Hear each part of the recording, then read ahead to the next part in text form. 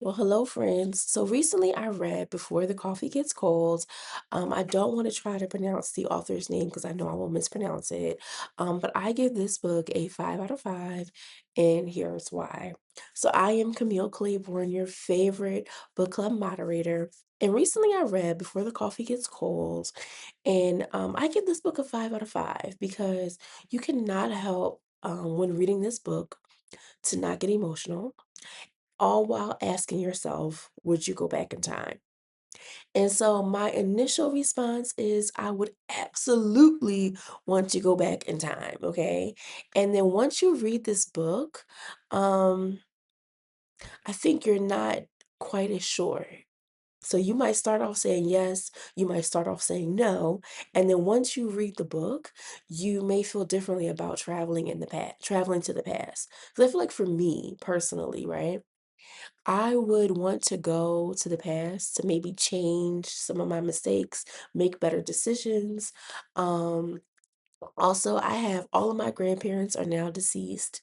I would not mind going back in the past and maybe reconnecting with at least one or two of them, just having one more conversation with them.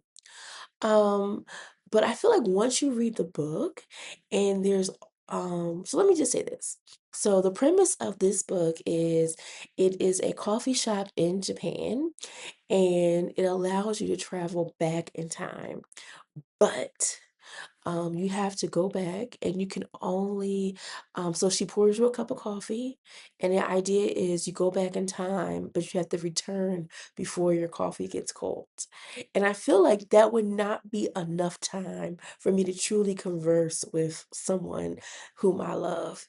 So like if I saw my grandparents, any of them, I just don't know. Like I would have so many things I want to tell them and update them on. It just wouldn't be enough time. And then also, when you travel back in time in the book, you cannot change the future. So I feel like I don't know if I want to go back in time if I can't change the present, like the present. If I can't change my decisions or what I did or what I said, I can't change that, then I don't think I want to go back in time. So in the book, you do meet a few patrons of the coffee shop, and certainly they know the rules of traveling back in time. And, so we meet one person, we meet an older couple, and the husband has Alzheimer's, and the wife decides to go back in time to converse with him before he, had Alzheimer's when he was still in his right mind. And, then we meet another person who her sister has recently passed away via a car accident. And so she goes back in time to converse with her sister one last time. And, it's like, dang, if you could just. So the day she travels back to was actually the day her sister gets into the car accident. Her sister literally leaves the shop and gets into this accident. And it's like, if you could only convince her to maybe catch the train and not drive. But again, when you travel back in time, you cannot change the future. So it's an interesting kind of premise. I think reading this book, I'm like going to remove from my mantra, my personal mantra, that I do not read series. Because after I read this one book, let me just tell you, I went out and bought the entire series. So this is a 5-book series.